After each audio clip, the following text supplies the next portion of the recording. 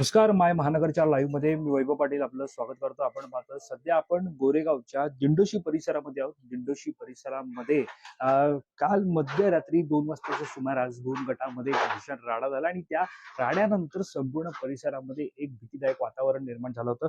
साधारणतः पाहायला गेलं तर मरियम्मा देवीच्या शोभायात्रेदरम्यान हा राडा झाल्याचं म्हटलं जात आहे. 2 गटात झालेल्या राड्यानंतर तुफान हाणामारी सुद्धा झाल्याचं पाहायला मिळतं आणि या प्रकरणी सध्या 8 ते 9 जणांना पोलिसांनी अटक केलेली आहे. सध्या पोलिसांचा तपास या ठिकाणी मोठ्या प्रमाणात सुरू आहे. मात्र या सगळ्या राड्या प्रकरणी जर आपण पाहायला गेलं तर 4 जण गंभीर सुद्धा असल्याचं म्हटलं जात आहे. या घटनेमध्ये आज पोलिसांनी जी आहे ती कारवाई केली. पोलिसांकडून महापालिकेने सुद्धा बुलडोझर जो आहे तो या ठिकाणी चालवला. ज्या ठिकाणी राडा झाला त्या आरोपी ज्या ठिकाणी होते त्या आरोपींच्या जी अवैध म्हणजे साधारणतः पाहायला गेलं तर अनधिकृत जी जागा होती त्यावरती पोलिसांनी जी कारवाई केली आणि तुम्ही या ठिकाणी हे सर्व पाहू शकता. हे दृश्य साधारणतः मुंबई महानगरपालिकेच्या वतीनं दिंडोशी संतोषनगर परिसरातील दंगेखोरांच्या अनधिकृत घरांवर जेसीबीच्या माध्यमातून तोडक कारवाई केली. ही घरं अनधिकृत असल्याची तक्रार महापालिका प्रशासनाला जे ते प्राप्त झाल्यानंतर ही कारवाई करण्यात येत असल्याचं बोललं जात आहे. हल्लेखोरांच्या घरावर देखील जेसीबी कारवाई करण्यात आली तर ड्रग्ज विकणाऱ्या लोकांनीच हा हल्ला केल्यामुळे कठोर कारवाई करण्याची मागणी एका गटाकडून करण्यात आली आहे. या प्रकरणी दिंडोशी पोलिसांनी एकाला अटक केलेली आहे. दरम्यान या परिसरामध्ये तणावाचं वातावरण निर्माण झालंय. तर एका गटाच्या आग्रही मागणी आणि आक्रमक पवित्र्यानंतर पुन्हा एकदा पालिकेचा जेसीबी संतोषनगर परिसरात दाखल झाला असल्याचं पाहायला मिळालं. पालिकेचे कर्मचारी हातोडा घेऊन आले होते आणि त्यासोबतच बुलडोझर देखील ऍक्शन मोडमध्ये असल्याचं पाहायला मिळालं. दरम्यान या सगळ्यामध्ये आता पुन्हा काही हल्लेखोरांच्या घरांवर कारवाई केली जाणार असल्याची शक्यता ही वर्तवली जात होती. मात्र सद्यस्थितीत आपण जी दृश्य आपण पाहतात त्या ठिकाणी अशा प्रकारचं हे अनधिकृत जे घर होतं जे बांधकाम होतं ते या ठिकाणी होतं आणि याच ठिकाणी साधारणतः पाहायला गेलं तर पोलिसांना ड्रग्ज सापडल्याचं म्हटलं जातं आणि त्याचा पंचनामा पोलिसांनी केलेला आहे आणि आता या प्रकरणाचा पुढील तपास सुद्धा करताना आपल्याला ते पाहायला मिळत आहे.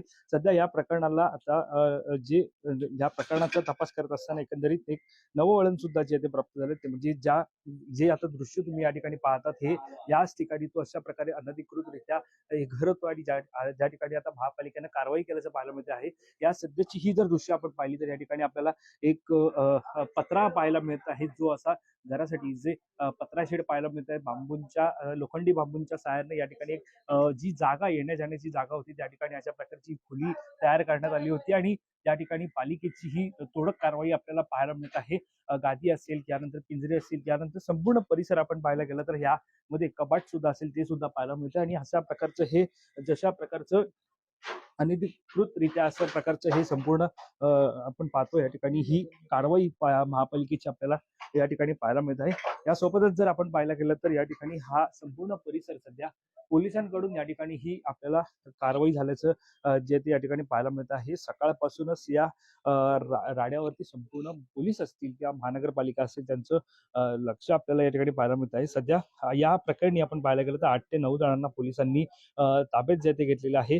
मुंबईतील गोरेगाव पूर्व दिंडोशी पोलीस ठाण्याच्या हद्दीत संतोषनगर मार्केट परिसरातील हा सगळा प्रकार आपण पाहतोय आणि या ठिकाणी मरियम माता शोभायात्रा दरम्यान 2 गटांमध्ये जोरदार हाणामारी झाल्याची माहिती आहे. साधारणतः या हाणामारीनंतर पोलिसांनी जी ती कारवाई जी ती केलेली आहे आणि हा संपूर्ण परिसर आपण पाहतोय ज्या ठिकाणी ही कारवाई झाली. ही कारवाई झाल्यानंतर आपण पाहतोय पोलिसांकडून सध्या या आरोपींचा तपास सुद्धा केला जात आहे. सध्याची ही घटना पाहतोय. या घटनेनंतर परिसरात मोठा पोलीस बंदोबस्त सुद्धा आपल्याला तैनात असल्याचं पाहायला मिळत आहे. ज्या ठिकाणी कारवाई झाली आहे त्या ठिकाणी आपल्याला ही लोकवस्ती सुद्धा या ठिकाणी जे ती पाहायला मिळत आहे. ही लोकवस्ती तुम्ही या ठिकाणी पाहू शकता.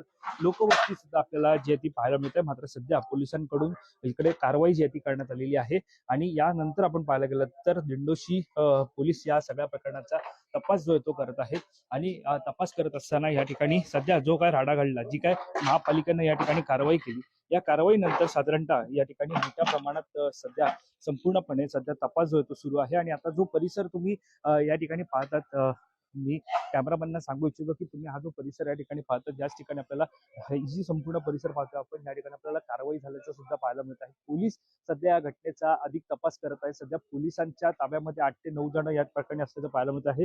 या प्रकरणी जर पाहायला गेलं तर साधारणतः या सगळ्यामध्ये या घटनेनंतर मुंबई पोलीस सुद्धा आपण जर पाहायला गेलो तर संपूर्ण हा जो परिसर आहे हा दोन्ही बाजूनं पोलिसांनी जो आपण पाहतोय हा सील करण्यात आलेला आहे. कारण सध्या पाहायला गेलं तर आजूबाजूला हा जो संपूर्ण परिसर आहे त्याच्या आजूबाजूला आपल्याला पोलिसांचा पूर्णपणे फौजफाटा हा संपूर्णपणे ज्या ठिकाणी ही घटना घडली त्या घटनेच्या पूर्ण जवळपास 1 ते 1.5 किलोमीटर अंतरावरती पोलिसांचा हा पूर्ण फौजफाटा आहे. आणि जो प्रकार जी घटना या ठिकाणी घडली त्या घटनेचा तपास हा अत्यंत खोलवरती जाऊन पोलिसांकडून सुरू आहे. आणि ज्या प्रकारे राडा असेल जो या ठिकाणी घडला 2 गटांमध्ये आणि त्यानंतर आता पोलिसांनी या प्रकरणी ज्या 8 ते 9 जणांना ताब्यात घेतले आता त्यांच्याकडून तपास करत असताना या प्रकरणी आणखी खोलावरती पोलीस गेल्यानंतर नेमकं समोर काय येतं हे सुद्धा पाहणं तितकंच महत्त्वाचं ठरणार आहे.